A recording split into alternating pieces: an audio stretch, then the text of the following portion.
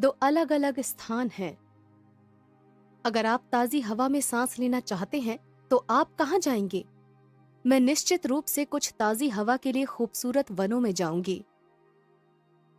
यहाँ एक जादुई प्रक्रिया है जो पौधे करते हैं, लेकिन इसे क्या कहा जाता है?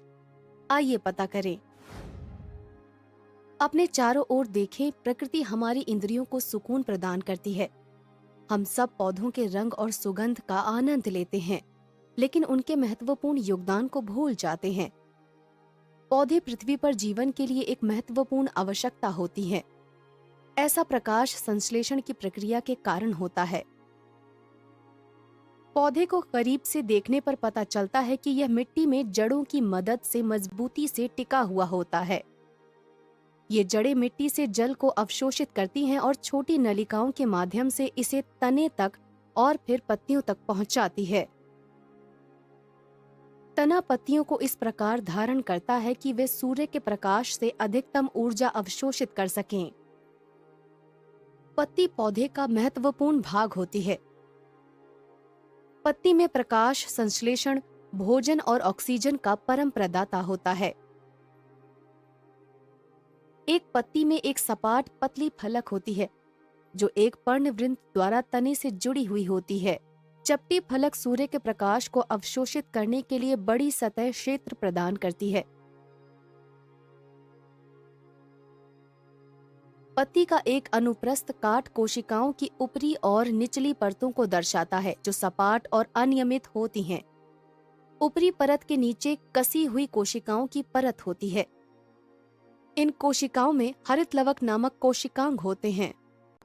हरित लवक में पर्ण हरित वर्णक होता है जो पत्ती को हरा रंग देता है।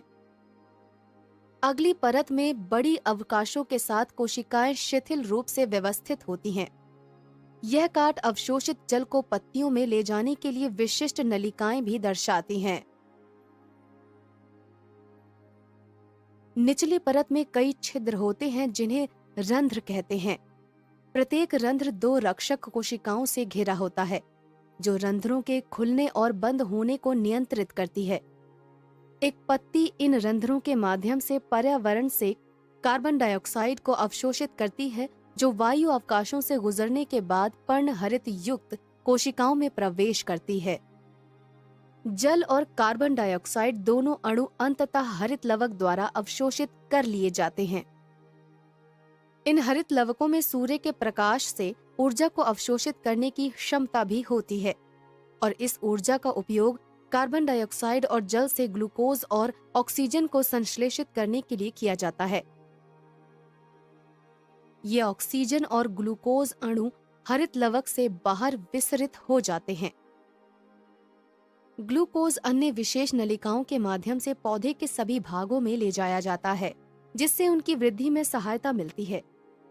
इन वायु अवकाशों में मौजूद ऑक्सीजन रंध्रों के माध्यम से बाहर विसरित हो जाती है, तो प्रकाश संश्लेषण के दौरान ऑक्सीजन को वातावरण के जीवन को बनाए रखने वाले गैसीय घटक के रूप में दिया जाता है, जबकि ग्लूकोज भोजन को पौधे के सभी भागों में ले जाया जाता है और वृद्धि के लिए उपयोग किया जाता है।